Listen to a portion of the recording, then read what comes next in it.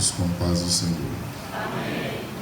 Abramos a Bíblia em Josué capítulo 5. Amados irmãos, amanhã o irmão Antônio do Carmo está com um evangelismo às 6 da manhã. Os irmãos que não tiverem atividade, os irmãos que não tiverem atividade nesse horário, cooperemos com ele ali às 6 horas da manhã, 8 horas, 8h30 encerra, e cada um retorna às suas congregações para a escola bíblica dominical. Josué capítulo 5, eu quero ler com a igreja os versículos 13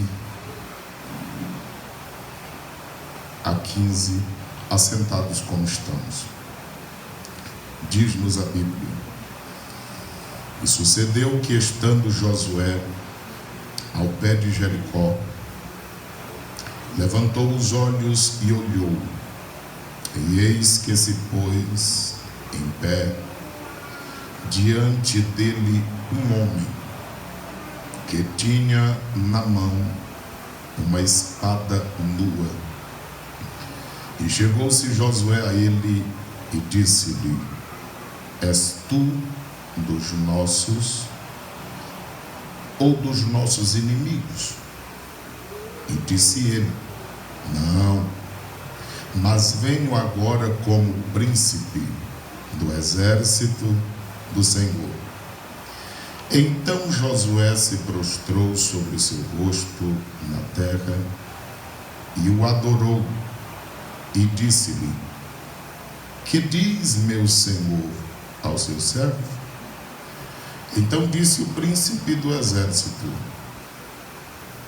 do Senhor a Josué: Descalça os sapatos de teus pés, porque o lugar em que estás é santo.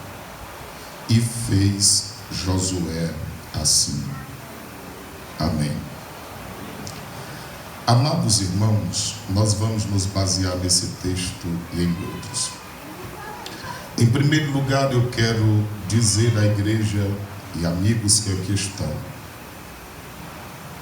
que o tema de todo esse ano está baseado em Josué 13 e 1. É verdade que conquista de terra no livro de Josué está falando literalmente de região geográfica, de terra verdadeiramente falando. Mas esse texto nós estaremos aplicando no sentido de conquista de pessoas e também de espaço. Nós não vamos tomar terra de ninguém, mas aonde a igreja pisar a planta do seu pé, como do Senhor é a terra e toda a sua plenitude, e tudo que habita na terra, Salmo 24 e 1, Salmo 50, versículo 12, logo nós também haveremos de adquirir alguma coisa. Agora, no Novo Testamento também, o Senhor Jesus fala de pessoas como sendo de terras. Você já leu Mateus 13, quando diz que o semeador saiu a semear. Parte da semente caiu ao pé do caminho, parte da semente caiu entre pedras, parte da semente caiu entre espinhos, mas parte da semente caiu em uma boa terra.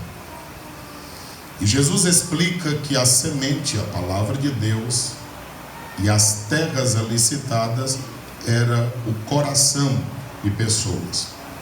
No Novo Testamento está falando de gente. Aqui em Josué está falando literalmente de terras. Mas nós aplicaremos também como sendo pessoas em nome do Senhor Jesus.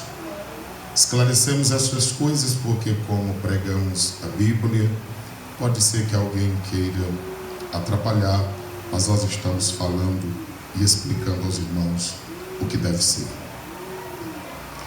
Olhando para os versículos aqui e o subtema que nos é repassado, não se pode conquistar outra terra sem antes pisar em terra santa. Não se pode conquistar outra terra sem antes pisar em terra santa. É impossível nós conquistarmos no reino espiritual sem antes nós termos um contato primeiramente com Deus.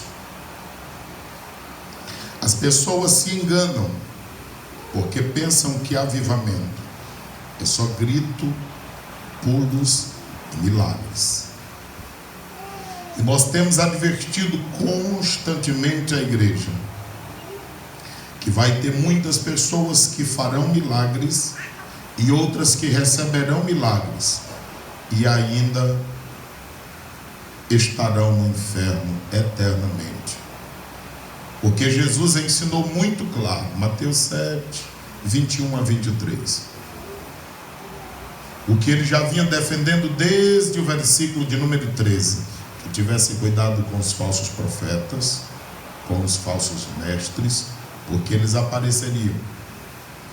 E embora eles fizessem milagres, sinais e maravilhas, no grande dia do Senhor, eles ainda ouvirão de Deus: eu não vos conheço, apartai-vos para o fogo eterno.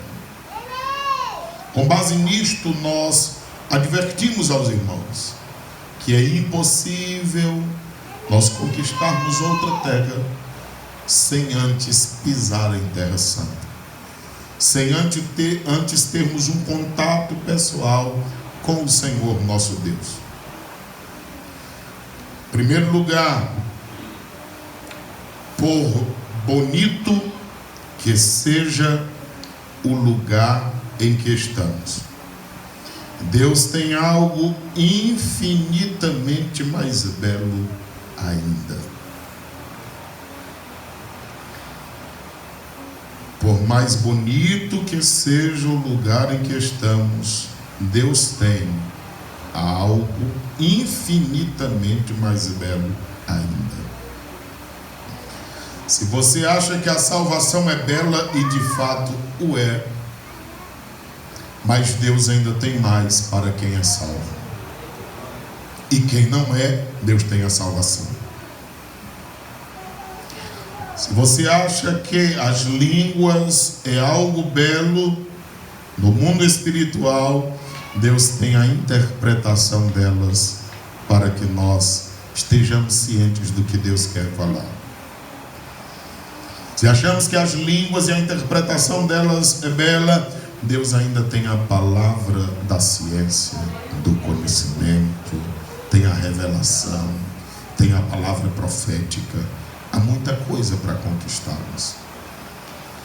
Então, no mundo espiritual com Deus, não se acostume apenas em uma vida superficial com Deus. Queira um pouco mais e busque esse pouco mais que você deseja.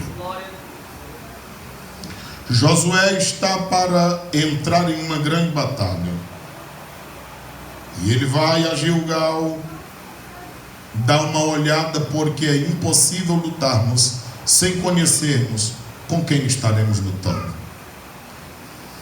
E no capítulo 5, versículo 13 diz: e sucedeu que, estando Josué ao pé de Jericó, então ao pé de Jericó, mas no capítulo 5 e 10 diz: estando pois os filhos de Israel alojados em Gilgal, é ali onde ele resolve dar uma volta para conhecer a terra, para também saber como haveria de lutar, e sem sombra de dúvida orar e meditar na palavra do Senhor, porque era ela que ele deveria falar por todos os dias da sua vida, como diz Josué 1:6 até versículo 9.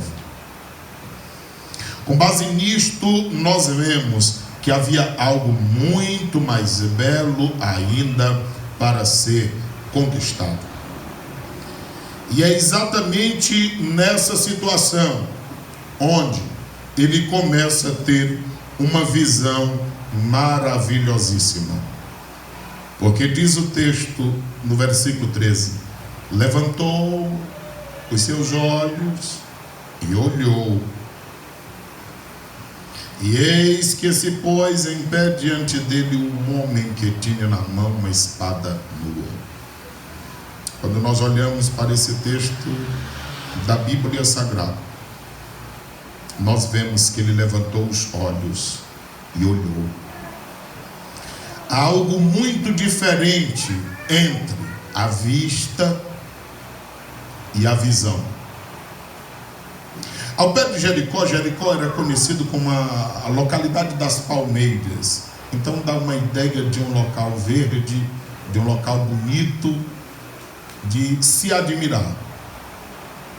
E estando Josué próximo em Gilgal, ao pé de Jericó, aparentemente poderia ser uma boa e bela visão, mas isto não é o que o conforma. E ele levanta os olhos, e a separação de vista e de visão é muito grande, porque uma criança de 1 ano, 2, ela tem vista, ela consegue ver. Mas visão, da qual falamos nesta noite, comparada a uma pessoa de 40 ou 50 anos, claro que uma criança não tem. No mundo espiritual, uma coisa é uma pessoa ver naturalmente, a outra coisa é como um líder, como alguém que Deus levanta, como alguém que Deus separa para um propósito, para conseguir enxergar mais de longe. E apesar dos embates e dificuldades e circunstâncias, ainda conseguir ver algo mais belo que isso, a vitória que Deus tem para dar a tantos quanto queiram e permaneçam fiéis a Ele na sua presença. Quando nós olhamos para isso, nós lembramos do Salmo 121, versículo 1, quando o salmista dizia: elevo os meus olhos para os montes. Olhando para isso, lembramos de Lucas 16, 23, e erguendo os olhos viu ao longe.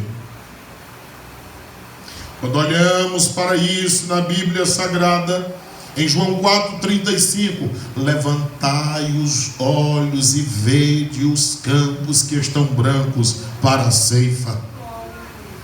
É impossível nós contemplarmos alguma coisa olhando apenas para a terra. É impossível nós contemplarmos o que Deus tem para nós olhando somente para a terra. Estevão, próximo da hora de ser apedrejado, Atos 7, versículo 55, diz que ele teve uma visão de Deus, e Jesus ao lado dele. Aquela visão, sem nenhuma sombra de dúvida, com as demais experiências e fundamentação bíblica que Estevão tinha, foi o que sustentou, mesmo depois quando foi apedrejado. Mas ele havia visto algo maravilhoso, que não o fez titubear e nem pensar em desistir, mesmo num dos momentos mais difíceis da sua vida. A igreja, nós todos precisamos entender que por mais belo que seja o lugar onde nós estamos, Deus tem ainda algo infinitamente mais para nós. Segundo lugar, precisamos compreender que nunca veremos o que Deus tem para nós olhando para a terra. Porque há pessoas vendo só impossibilidades, vendo só dificuldades, como já foi citado na oração: é que eu não sei ler, é que eu moro num local simples, é que o meu povo é simples, e isso ou aquilo. Deus não está perguntando nada disto, porque Ele já sabe de tudo isso, mas apesar disto, Ele continua sendo Deus Todo-Poderoso na vida de todos aqueles que desejarem servi-lo, mesmo apesar de suas limitações. Em terceiro lugar, A Bíblia Sagrada nos mostra que Deus se revela da forma que podemos contemplar. Você viu que ele levantou os olhos e olhou, e eis que se pôs em pé diante dele um homem. É a visão de Josué, é um homem. Porque biblicamente falando, por uma forma teofânica ou cristofânica, teofânica, o próprio Deus aparecendo, cristofânica, o próprio Cristo aparecendo ainda antes da sua encarnação, não reencarnação, mas encarnação, antes do Novo Testamento. Por muitas vezes Jesus se revelou, e como de outras vezes Josué, não tendo uma visão plena ainda, se confundiu. Desta feita também ele se confunde. Outras vezes ele não conseguiu contemplar como de fato o era. E aqui da mesma forma ele olha, e é o que ele vê, um homem, porque Deus pode aparecer para nós na forma em que podemos contemplá-lo. Porque do caso contrário seríamos fulminados, como a Bíblia Sagrada fala. Mas ele pode mostrar-se de uma forma que nós possamos contemplá-lo e permanecermos vivos ainda. Portanto, não duvide de absolutamente nada no mundo espiritual, porque Cristo está vivo, o Senhor está trabalhando no meio do seu povo, e é desejo de Deus se manifestar a nós, de tal forma que ele mandou o profeta falar: buscai ao Senhor enquanto se pode achar, e invocai-o enquanto está perto. Nós precisamos buscar a sua presença. Quando nós olhamos para a Bíblia, nós vemos que Josué tinha um desejo muito grande de contemplar a Deus. Olhe para Êxodo, o capítulo de número 33, o versículo de número 11. Veja a sede, o desejo que tinha Josué de ver a Deus. 33:11 de Êxodo está escrito: e falava o Senhor a quem? Moisés. Face a face, como qualquer fala com seu amigo. Depois Moisés tornava ao arraial, mas o moço, por nome Josué, filho de Num, era servo de Moisés. Ele nunca do meio da tenda, ou seja, Deus estava falando com Moisés, Moisés estava na tenda, mas quando Moisés saía de lá, estava o moço no meio da tenda. O nome dele era Josué, quem sabe dizendo: eu quero ter a mesma intimidade que Moisés tem, eu quero ouvir a mesma voz que Moisés ouve, eu quero ter a mesma coisa que Moisés tem. É por isso que Deus, sabendo desse desejo, quando Deus chama Josué, depois que Moisés partiu para a eternidade, Deus disse: da mesma forma que fui com Moisés, meu servo, eu também serei contigo de agora em diante, porque Deus realiza o desejo daqueles que querem tê-lo como amigo íntimo. O texto sagrado nos mostra ainda, a Bíblia Sagrada, a forma como ele se revela.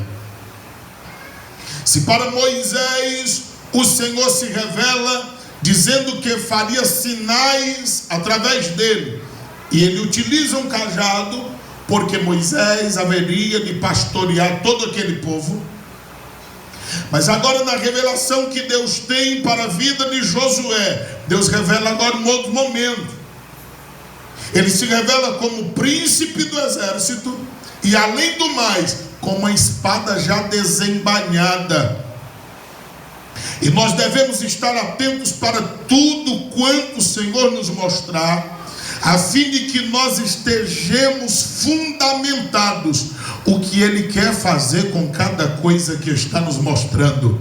Se para Moisés Deus usa um cajado e transforma em várias coisas, para Josué ele aparece como príncipe do exército com a espada nua, dizendo: agora tu não vais somente pastorear, é hora de lutar, e tu terás que usar também a espada. Para os dias em que nós vivemos, a gente sabe que a espada do Espírito é a palavra de Deus, e todos nós somos soldados de nosso Senhor Jesus Cristo, e precisamos utilizar a palavra.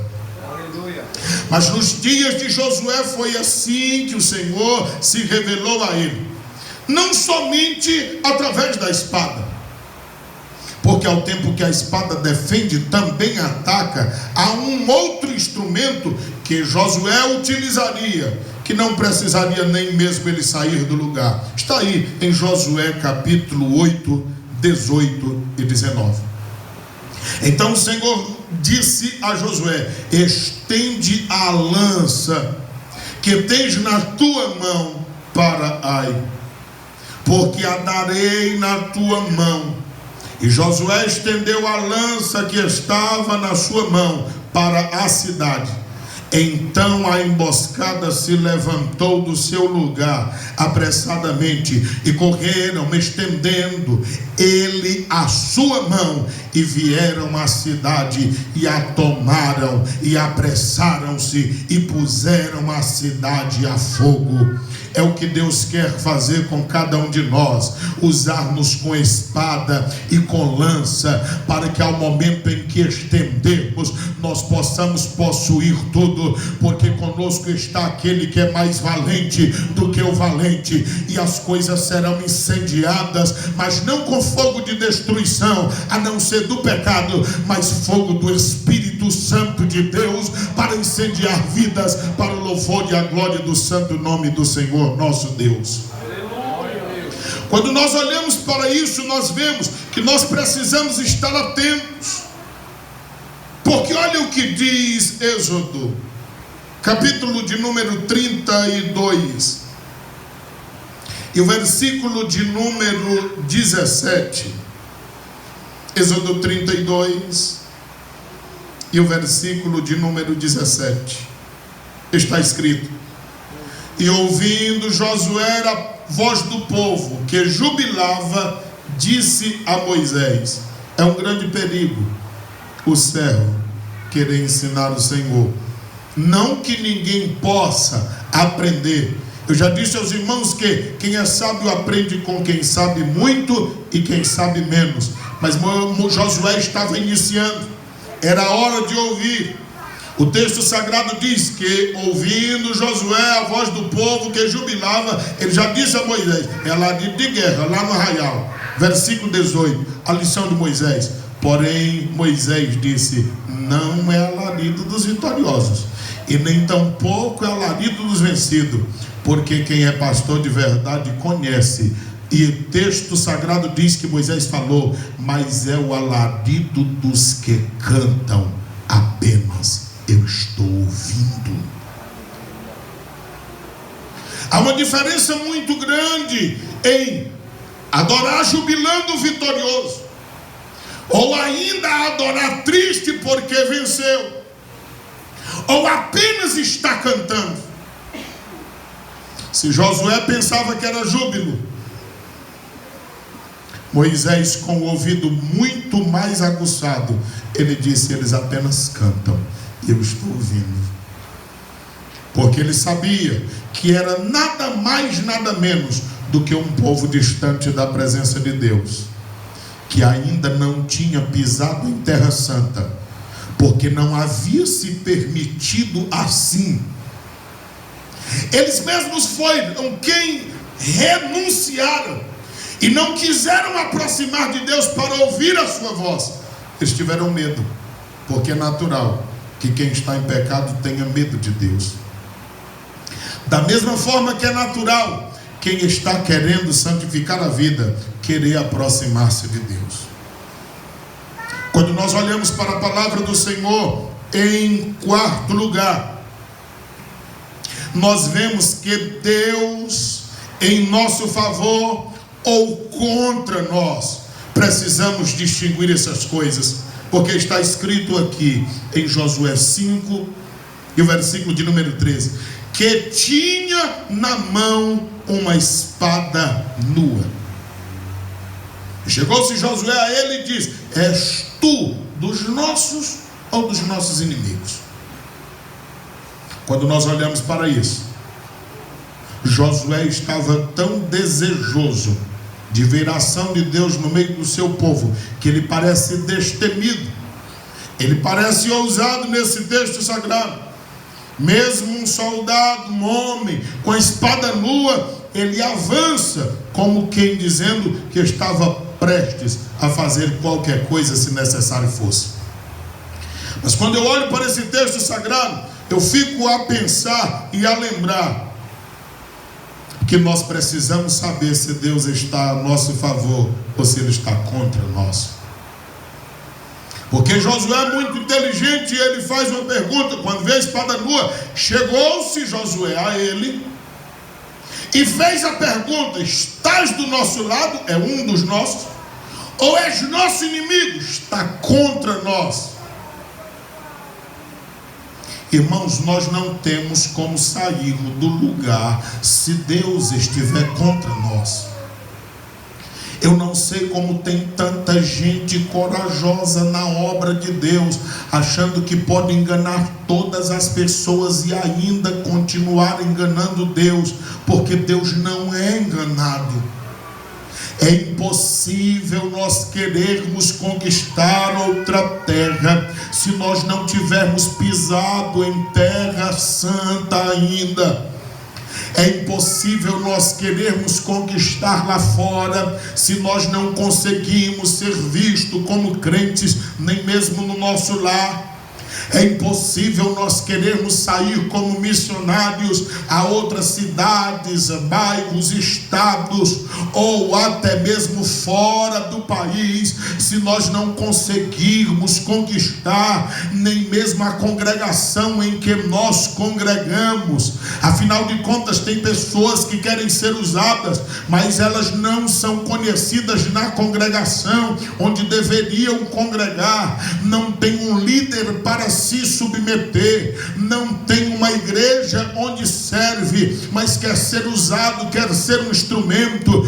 Deus não quebra barreiras, Deus não quebra princípios, Deus age em cima de princípios. Eu vou lhe dizer outra vez, a Bíblia fala da história de Cristo desde o seu nascimento até os 12 anos, oculta dos 13 anos até os 29, ele só aparece aos 30 anos. Se Jesus passa todo um tempo se preparando para exercer um ministério de 3 anos e meio, conosco não será diferente. Tem um tempo para todas as coisas e nós precisamos aproveitar cada tempo, porque Deus, que é o dono do tempo, Ele sabe o tempo de nos usar e a forma que nos usará para a glória do seu nome. Mas Deus não quebrará princípios.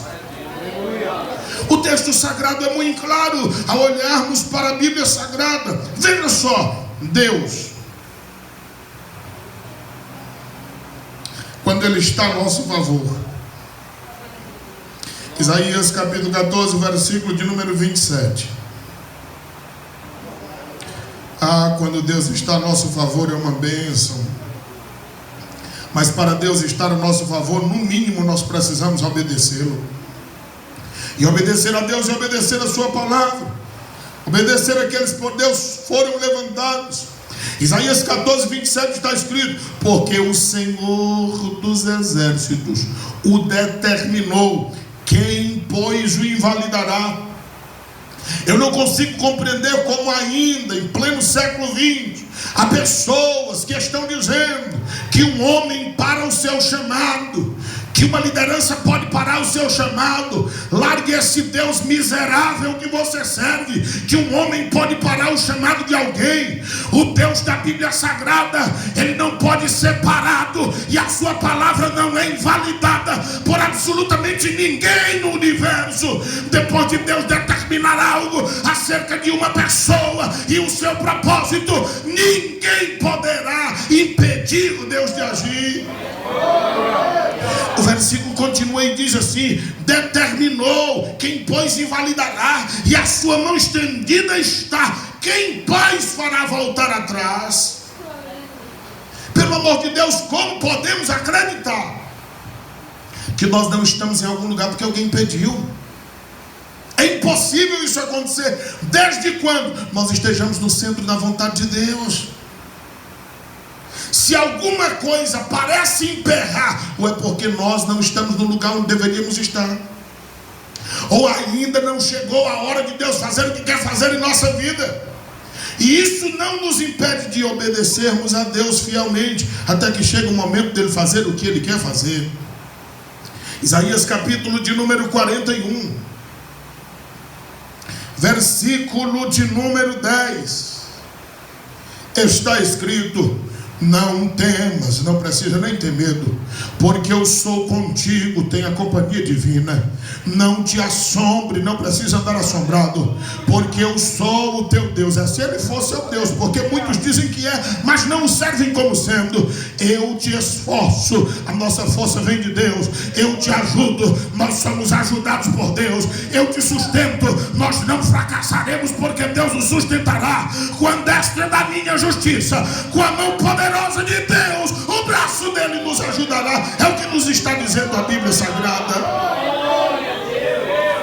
O texto sagrado ainda diz em Isaías capítulo de número 43, versículo de número 11 e o versículo de número 13. Veja só, quando Deus está a nosso favor, eu sou o Senhor, revelação divina, e fora de mim não há Salvador. Então ele tanto é Senhor para mandar, como é Salvador para salvar, e ele não conhece nenhum outro mais. Versículo de número 13: ainda antes que houvesse dia, eu já sou, e ninguém há que possa fazer escapar das minhas mãos. Nada escapa ao seu controle, está tudo debaixo do controle de Deus. E ele desafia: e se eu decidir operar, quem é que vai me impedir? Como não acreditar na Bíblia Sagrada? Se por toda a vida e toda a Bíblia nós vemos Deus agindo de uma forma poderosa, sem que ninguém possa impedi-lo de agir. A sua palavra diz em Isaías 64:4. Todos conhecem de cor e salteado, mas eu gosto de ler com os irmãos, porque eu fico imaginando que essas palavras são vida, são espírito, e quando nós a lemos, o Senhor está trabalhando em cada um de nós para nos levar aonde Ele quer que nós estejamos. Isaías 64:4, porque desde a antiguidade, já faz tempo, não se ouviu, ninguém nunca ouviu, nem com os ouvidos se percebeu, não houve percepção alguma, nem com os olhos se viu um Deus além de ti. Inventam deuses de tudo quanto quiserem inventar, mas além do nosso, igual a ele, nunca. Que trabalhe para aqueles que fazem o quê? O problema é que muitos esperam em pessoas.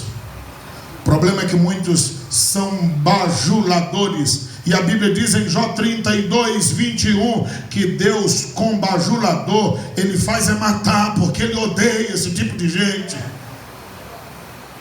Nós só precisamos obedecer a Deus e ser fiel a Deus e ser fiel à sua palavra, porque a obra é de Deus e é Ele quem age nas nossas vidas.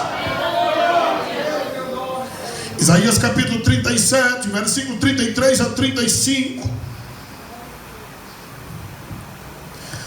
Estou falando quando Deus é a nosso favor. Ezequiel 37, 33 a 35. Pelo que assim diz o Senhor acerca do rei da Síria: não entrará nesta cidade. E depois de Deus colocar uma porta, quem é que vai abrir? Nem lançará nela flecha alguma. A proteção de Deus estava sobre o seu povo. Tampouco virá perante ela com escudo, ainda que tenham defesa aqueles que lutem contra nós. Ou levantará contra ela tranqueira, ainda que façam o que quiserem fazer com as armas que quiserem. Versículo 34: pelo caminho por onde vier, por esse vão fazer o quê? Ainda que venham para nos atingir, voltarão cabeça baixa, porque não haverão de ter força contra nós, porque não existe arma preparada contra nós que prospere. Antes todas elas são derrotadas pelo poderoso nome de nosso Senhor Jesus Cristo. E a Bíblia Sagrada diz: voltará, mas nessa cidade não entrará. Quem é que está dizendo? Versículo 35: porque eu ampararei. Quem estiver debaixo do amparo do Senhor está bem seguro. Esta cidade, para a livrar. Quem tem livramento de Deus pode ficar tranquilo. Por amor de mim, observa, Deus não faz nada absolutamente confiando em nossa força, em nossas capacitações, mas Ele faz por amor a Ele mesmo. É por isso que Ele não falha. E por amor ao seu servo Davi, quando alguém serve a Ele com interesse de coração, Deus usa o nome desta pessoa para fazer o que Ele quer fazer. Isso é quando Deus está a nosso favor. Agora ele pergunta: tu és do nosso ou é contra nós? Porque se Deus levantasse contra nós, aí já foi. Deuteronômio capítulo 32, versículo de número 39. A palavra do Senhor diz: vede agora, Moisés falando, observem isso, que eu sou, e mais nenhum Deus comigo. Ou seja, é só Deus e ponto final, acabou, não tem mais outro. Nem mais nem menos, é Deus e acabou. Pode levantar quem quiser levantar. Se nós nos levantamos para conquistar e pisarmos em terra santa antes de conquistar outras terras, Deus vai nos dar tudo por herança para a glória e louvor do seu santo e bendito nome. E Ele diz: eu mato e eu faço viver. O Deus da Bíblia, o que nós servimos, Ele continua matando. E esses dias eu fui confrontado por Deus a pensar que eu não sou crente. Porque se nos dias de Nadab e Abiú eles foram fulminados quando estavam sem santidade e querendo oferecer sacrifício, se Uzias, quando achou que era grande, entrou na casa de Deus para oferecer sacrifício e ficou leproso até o dia de morrer, se Ananias e Safira tentaram fazer a mesma coisa e se acabaram, por que não morre gente nos nossos dias?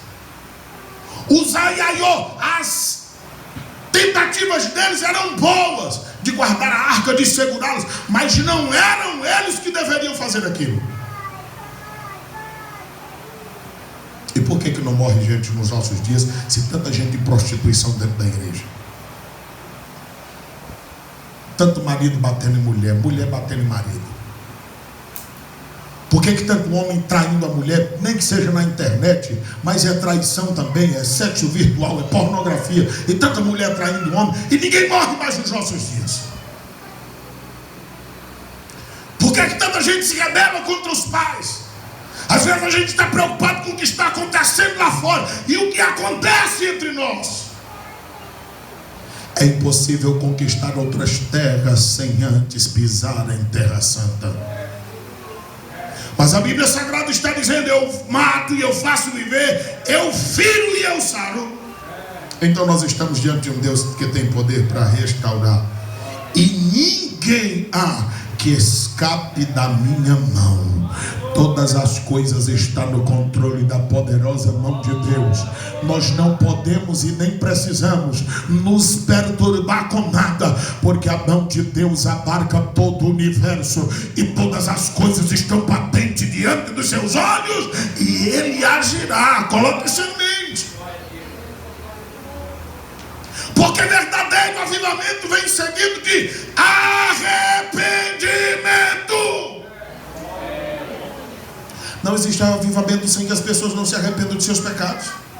E para se arrepender tem que conhecer as suas misérias. Confissão de pecado, tem que abrir a boca e vomitar o que comeu, que está fazendo mal. Quando eu era doente de enxaqueca, antes de Deus me curar, na hora que eu percebia que a dor estava chegando, eu mordava uma água, bebia e vomitava tudo, eu ficava bom. Antes de adoecer, tem coisa que só vai vomitada para que você fique bom, ou sempre terá prejuízos na vida. Arrependimento, confissão de pecado e abandono da prática. Do caso contrário, não haverá mudança. Se fala de avivamento, as pessoas estão pensando em grito, as pessoas estão pensando em curas. E para que as pessoas serem curadas, pularem e gritarem, irem para o inferno? Avivamento gera arrependimento, confissão de pecado, abandono da prática, temor a Deus, respeito por Deus.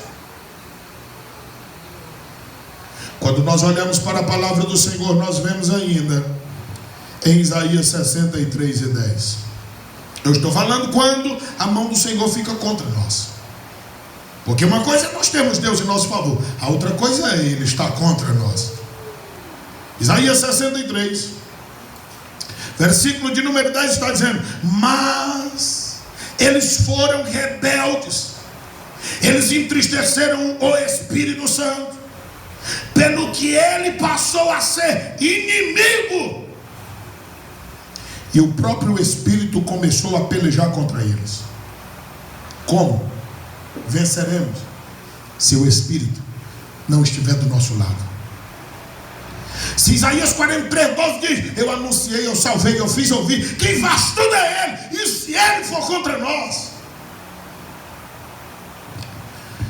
Atos dos Apóstolos, capítulo, não, aqui Isaías ainda, veja aí, capítulo 37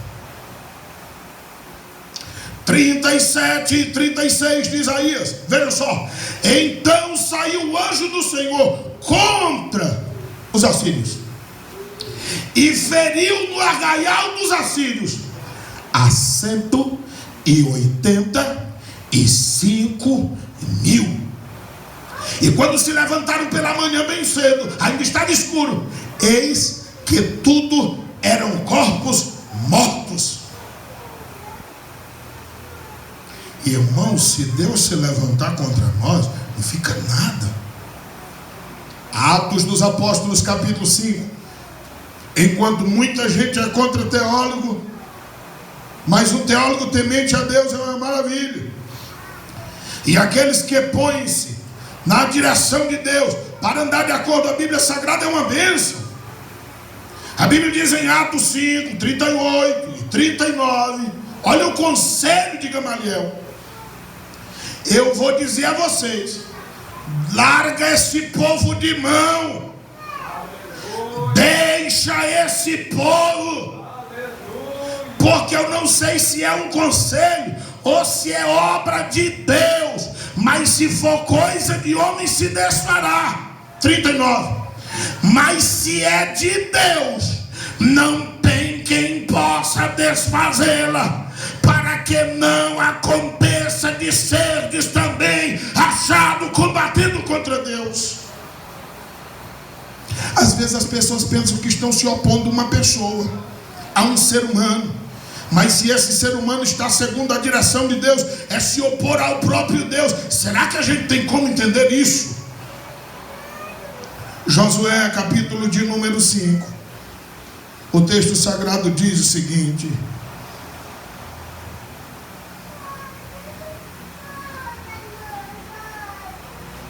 5 e 14. Aí o ser espiritual, ele responde: não. A última pergunta, porque no 13 ele faz primeiro: é dos nossos ou dos nossos inimigos?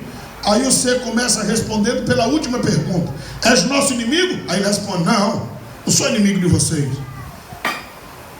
Se Josué soubesse com quem estava falando, já era motivo dele ficar muito alegre.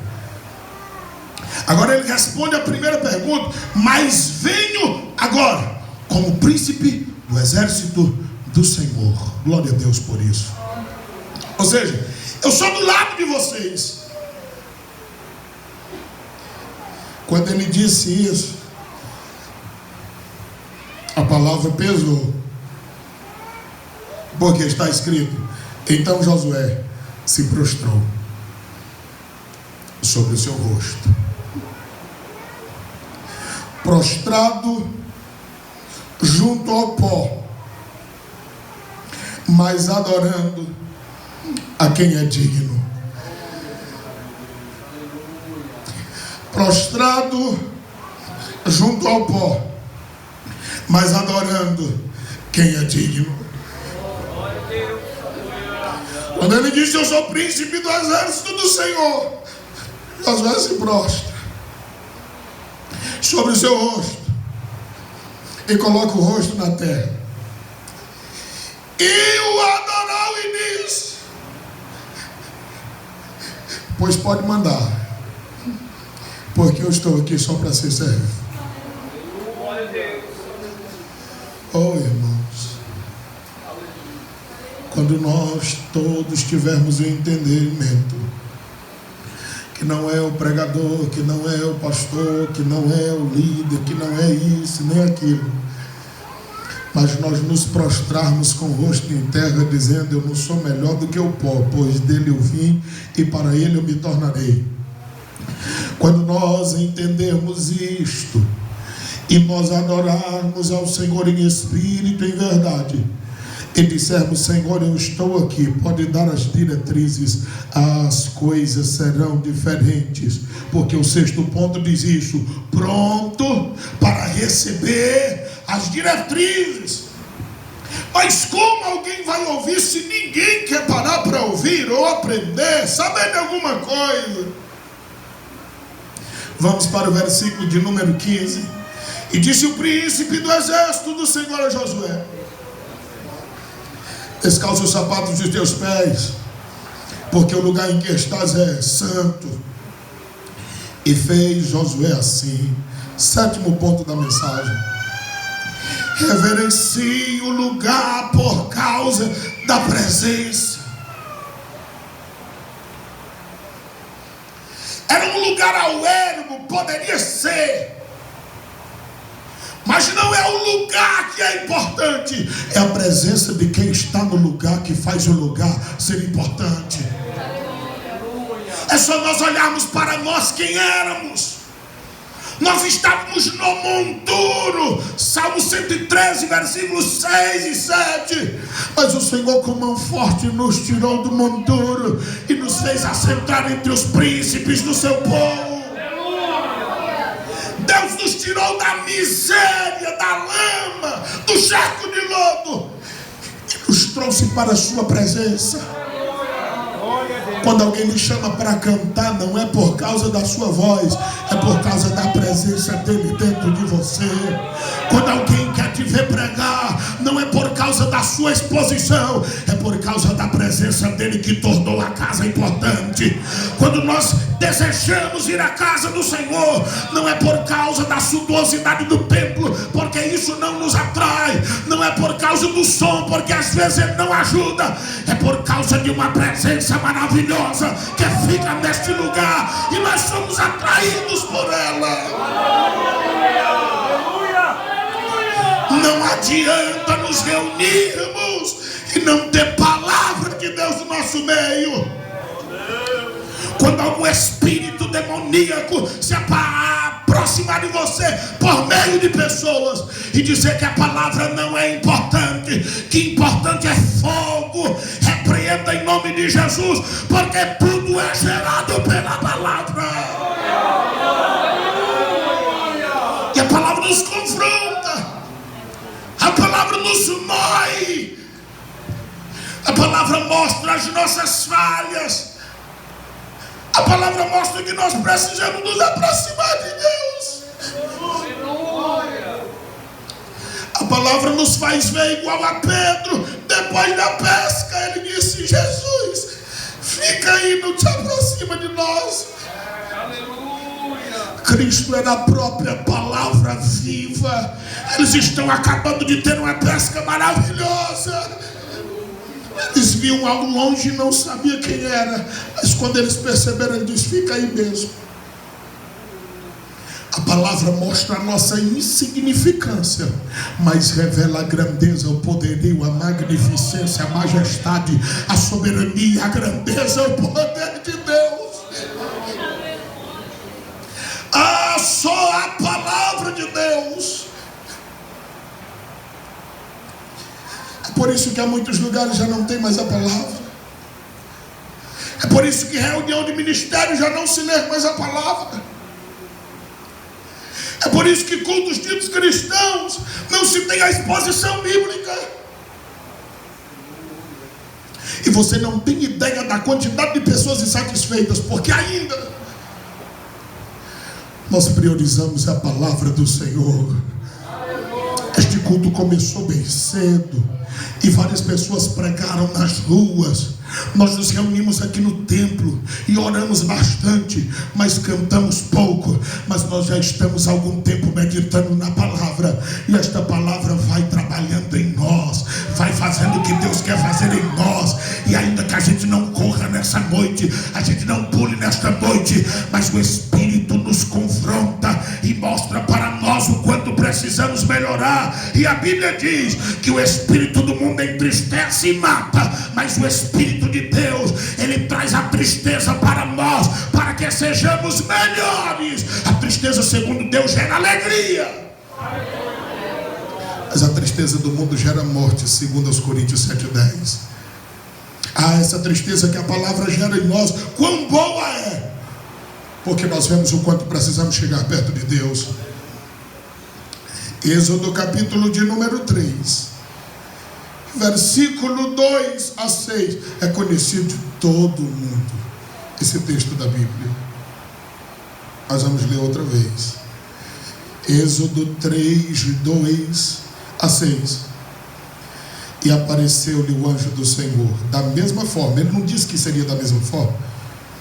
Ele apareceu a Josué, mas antes apareceu a Moisés. Apareceu o anjo do Senhor, olha aí a maiúsculo, em uma chama de fogo, porque é uma das manifestações de Deus.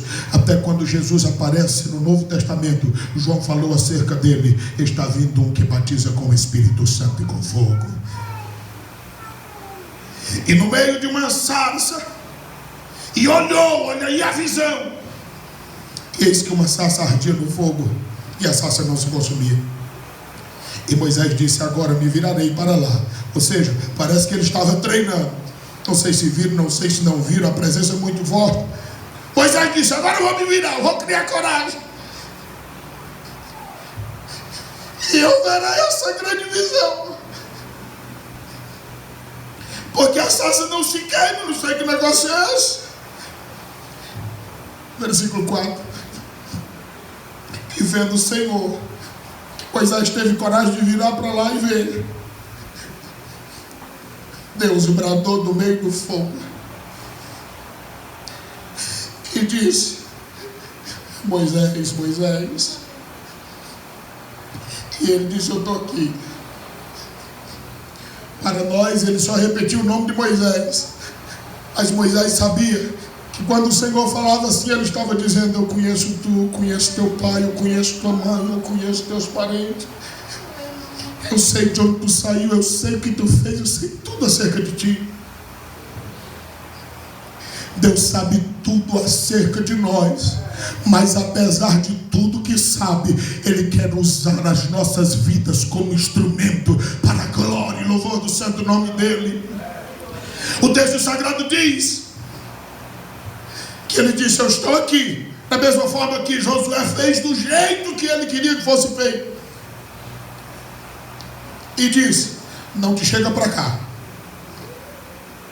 Tira os sapatos dos seus pés, porque o lugar em que tu estás, a terra é santa.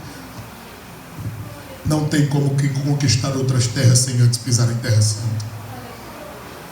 Versículo 6, disse mais o Senhor. Então sempre tem algo mais. Tem gente apressada que quando a gente lê o mesmo texto diz: eu já ouvi essa pregação. Deus tem mais e feliz. Glória a Deus, aleluia. Não é porque o texto é conhecido que a mensagem não possa ser nova. Disse mais o Senhor: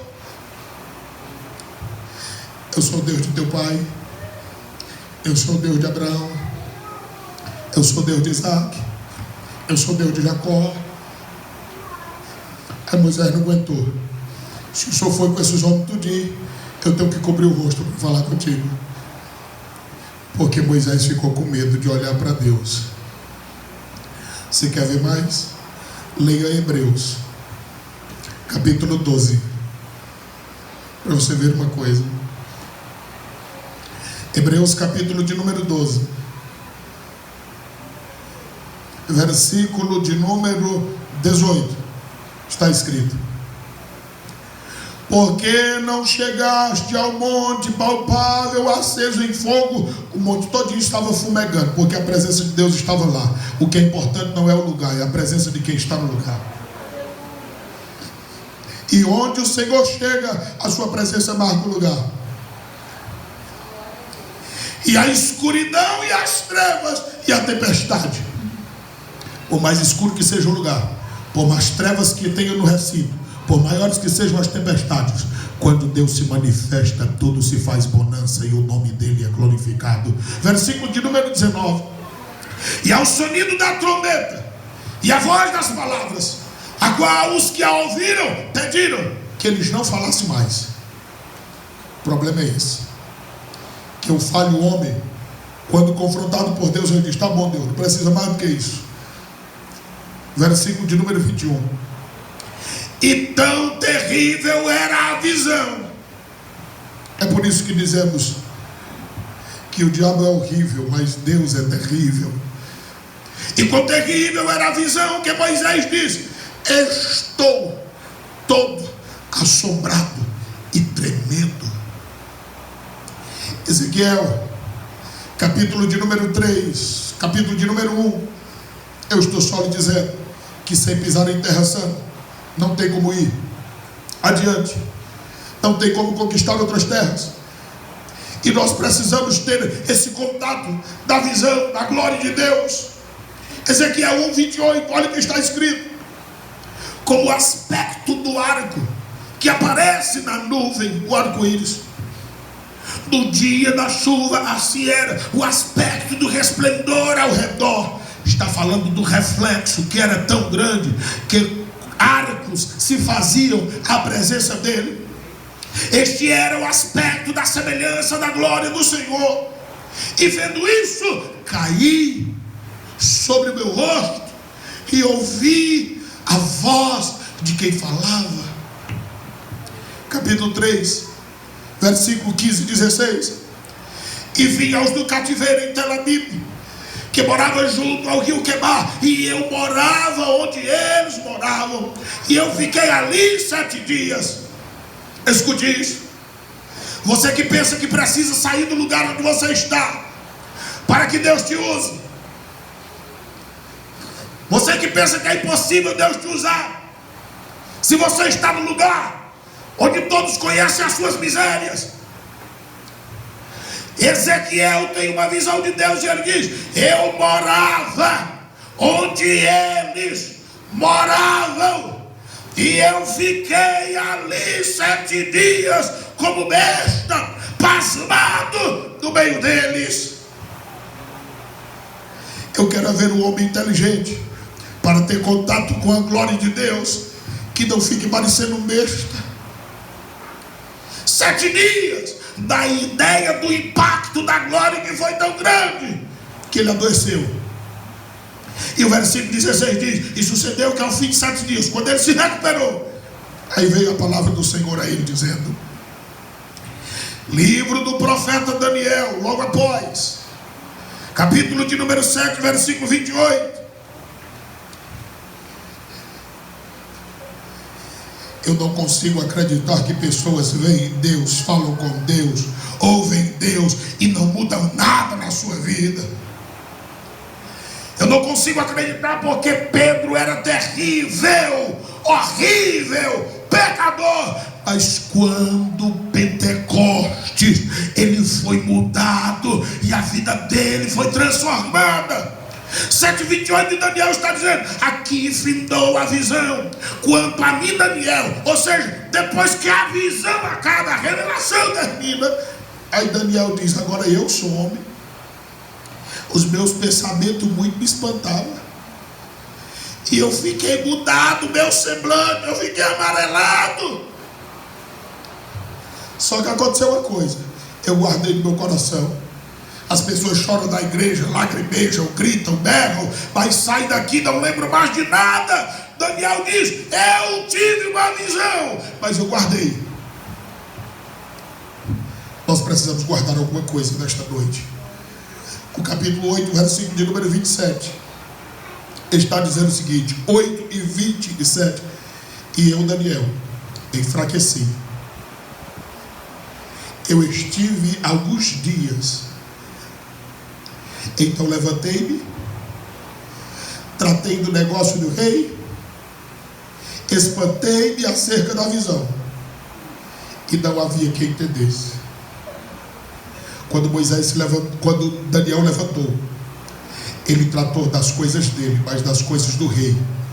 A espiritualidade não anula a nossa vida social, se bem que algumas coisas precisam mudar na nossa vida.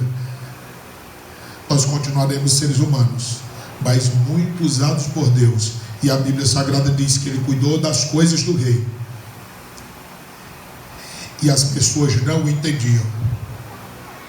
Se você quer avivamento, prepare para ser perseguido. Se você quer avivamento, prepare-se para ser odiado. Se você quer avivamento, prepare-se para ouvir o que você não está habituado a ouvir.